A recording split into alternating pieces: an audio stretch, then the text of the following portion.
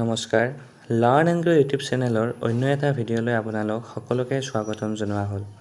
আজিৰ এই ভিডিঅ'টোৰ জৰিয়তে বৰ্তমান অসমত চলি থকা শিক্ষক নিযুক্তিৰ যি বিজ্ঞাপন ৫,৫৫০টা পদৰ, সেই বিজ্ঞাপনৰ মেৰিট লিষ্ট কেতিয়া প্ৰকাশ পাব আৰু আহিবলগীয়া যি নতুন এডভাৰটাইজমেণ্ট আছে, সেই এডভাৰটাইজমেণ্টটো কেতিয়া প্ৰকাশ হ'ব, সেই বিষয়ে আলোচনা কৰা হ'ব।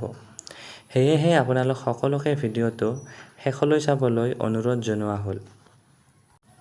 ইতিমধ্যে আপোনালোকে অৱগত যি NCC, স্পৰ্টছ আৰু কালচাৰেলৰ যি ভেৰিফিকেশ্যনসমূহ হৈ আছিল, সেয়া যোৱা ২৬ ছেপ্টেম্বৰ তাৰিখে সমাপ্ত হৈছে আৰু অহা ১ অক্টোবৰ তাৰিখৰ পৰা ৮ অক্টোবৰ তাৰিখলৈ CTET-ৰ যি প্ৰাৰ্থীসকল আছে, সেই প্ৰাৰ্থীসকলৰ ভেৰিফিকেশ্যনসমূহ আৰম্ভ হ'ব। এই CTET-ৰ প্ৰাৰ্থীসকলৰ ভেৰিফিকেশ্যনসমূহ তেওঁলোকে কৰা এটা কেছৰ পৰিপ্ৰেক্ষিততে কৰা হ'ব। বৰ্তমানে চলি থকা বিজ্ঞাপনটোৰ লগত সেই CTET-ৰ প্ৰাৰ্থীসকলৰ কোনো ধৰণৰ সম্পৰ্ক নাই। বহুতে এই ক্ষেত্ৰত কনফিউজনত পৰা দেখা গৈছিল যে তেওঁলোকে সুধি আছিল যে ৫,৫৫০টা পদত এই ভেৰিফিকেশ্যনসমূহ কৰা হৈছে নেকি? কিন্তু সেনেকুৱা কথা নহয়। এই ভেৰিফিকেশ্যনসমূহ তেওঁলোকে কৰা কেছ এটাৰ পৰিপ্ৰেক্ষিততে এইখিনি ভেৰিফিকেশ্যন কৰা হ'ব। ৫,৫৫০টা পদৰ লগত এইখিনি ভেৰিফিকেশ্যনৰ প্ৰাৰ্থীসকলৰ কোনো ধৰণৰ সম্পৰ্ক নাই। এতিয়া যদি মেৰিট লিষ্টৰ প্ৰসংগত ক'বলৈ যাওঁ, আপোনালোকে এইবাৰ গমেই পাইছে যি ভেৰিফিকেশ্যনৰ প্ৰক্ৰিয়া সেয়া বহুত পলমকৈ হোৱা দেখা গৈছে আৰু এই ভেৰিফিকেশ্যনটোৱে বহুখিনি সময় লোৱা দেখা গৈছে।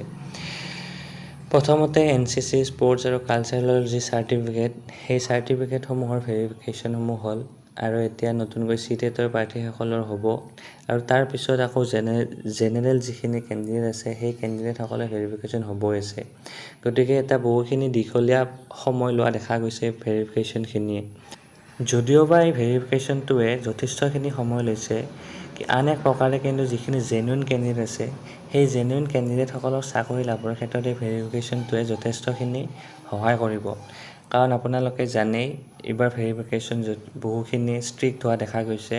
যিবিলাকে বেলেগ অন্যায়ভাৱে চাৰ্টিফিকেট আনিছিল বা বেলেগ চাৰ্টিফিকেটেদি এপ্লাই কৰিছিল, সেইসকলে নিশ্চয়কৈ এই ভেৰিফিকেশ্যনৰ পৰা বাহিৰ হ'ব। যিহেতু এই ভেৰিফিকেশ্যনৰ প্ৰক্ৰিয়াটোৱে আৰু কিছুদিন সময় লগাব, সেয়েহে মেৰিট লিষ্ট ওলোৱাৰ ক্ষেত্ৰতো কিছু সময় লাগিব বুলি অনুমান কৰিব পাৰি।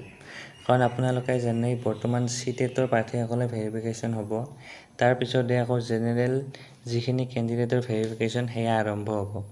যদিওবা DE ফালৰ পৰা এতিয়ালৈকে কোনো ধৰণৰ ন'টিচ পাব্লিছ কৰা নাই ভেৰিফিকেশ্যনৰ সংক্ৰান্তত জেনেৰেল প্ৰাৰ্থীসকলৰ, কিন্তু আমি অনুমান কৰিব পাৰোঁ যে CTET-ৰ যি প্ৰাৰ্থীসকলৰ ভেৰিফিকেশ্যন আছে, সেই ভেৰিফিকেশ্যনসমূহ শেষ হোৱাৰ পিছত অৰ্থাৎ পূজাৰ পিছতে হয়তো সেই প্ৰাৰ্থীসকলৰ ভেৰিফিকেশ্যনখিনি হ'ব। এই ভেৰিফিকেশ্যনসমূহত আকৌ কিমান সময় লগায় সেয়া সময়তহে লক্ষণীয় হ'ব, কিয়নো বৰ্তমানলৈকে যিহেতু DE ফালৰ পৰা কোনো ধৰণৰ ন'টিচ পাব্লিছ হোৱা নাই, সেয়েহে এই সংক্ৰান্তত কোৱাটো অলপ কঠিন।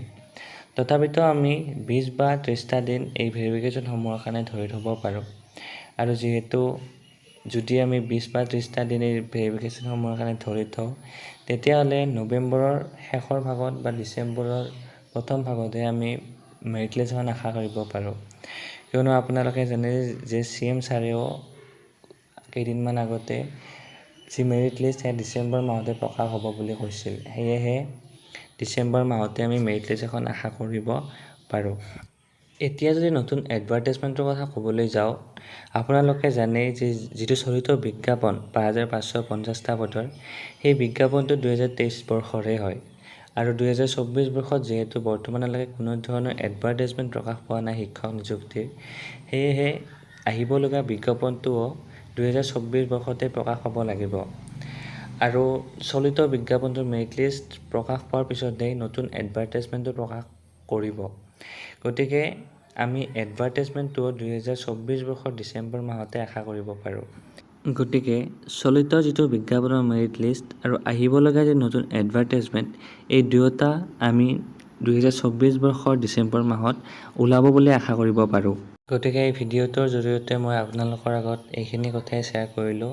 যদি এই ভিডিঅ'টোৱে আপোনাক সামান্য পৰিমাণে হ'লেও উপকৃত কৰিছে বুলি ভাবিছে, তেতিয়াহ'লে ভিডিঅ'টো লাইক আৰু শ্বেয়াৰ কৰিবলৈ নাপাহৰিব।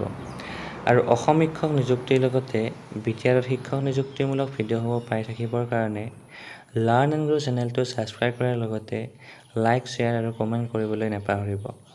ধন্যবাদ।